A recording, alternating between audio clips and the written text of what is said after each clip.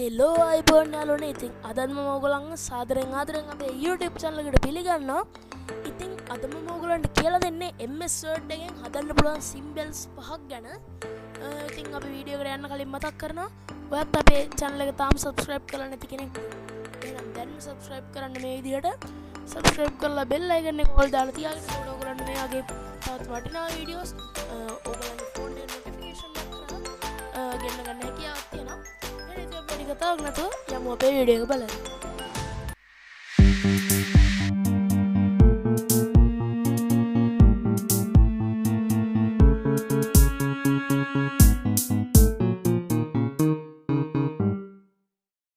ඔයගොල්ලෝ මුලින්ම ඕපන් කරගන්න MS Word එක. මම මේ විදිහට Word එක ඕපන් කරගන්නවා. හරි. ඊට පස්සේ අලුනේ ඔයගොල්ලෝ මේ ටිකක් ලොකුවට වදින්න ඕනේ නේද? ටෙක්ස්ට් එක ටිකක් ලොකු කරගන්න. ටෙක්ස්ට් සයිස් එක මම මේ විදිහට 150 වගේ දෙන්නම්. හරි. මම ඒක පොඩ්ඩක් පල්ලෙහාට ගන්නවා ඔයගොල්ලන්ට පේන්න ඕනේ හින්දා. ඉතින් ඔයගොල්ලෝ මේ විදිහට ටයිප් කරලා බලන්න. ඔයගොල්ලන්ගේ කම්පියුටර් එකේ මේක මේ විදිහට ආවේ නැත්නම් ඔයගොල්ලෝ මේ හිතන්න බෑ මේක බොරුවක් මේක ෆේක් කියලා. ඉතින් මේ සමහර අය කම්පියුටර්ස් වල එන්නේ නැහැ මේ විදිහට. එක්ක කොටුවක් හරි ප්‍රශ්නාර්ථයක් හරි තමයි එන්නේ. උනාට ගොඩක් අය මේක වැඩ කරනවා.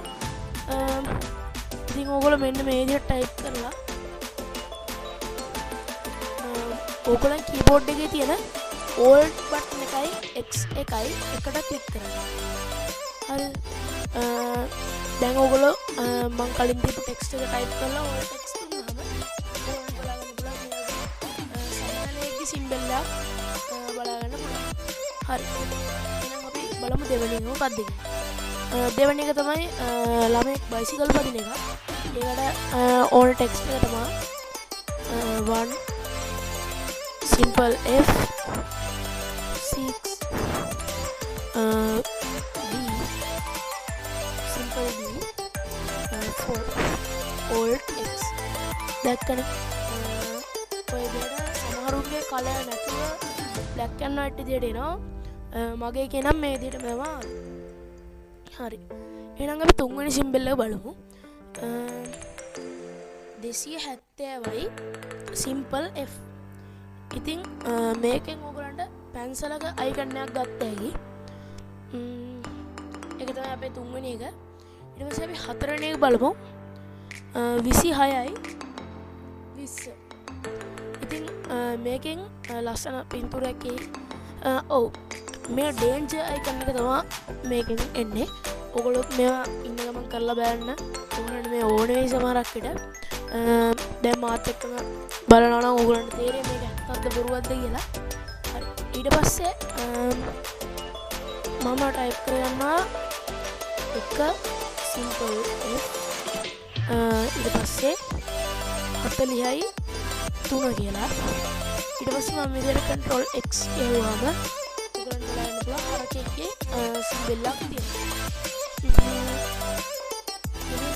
මේ විදිහට මම කතා කරන්න සිම්බල්ස් ටික ඔයගොල්ලන්ට මොනවා හරි සිම්බල්ස් ඕනි කමෙන්ට් එකක් දාන්න.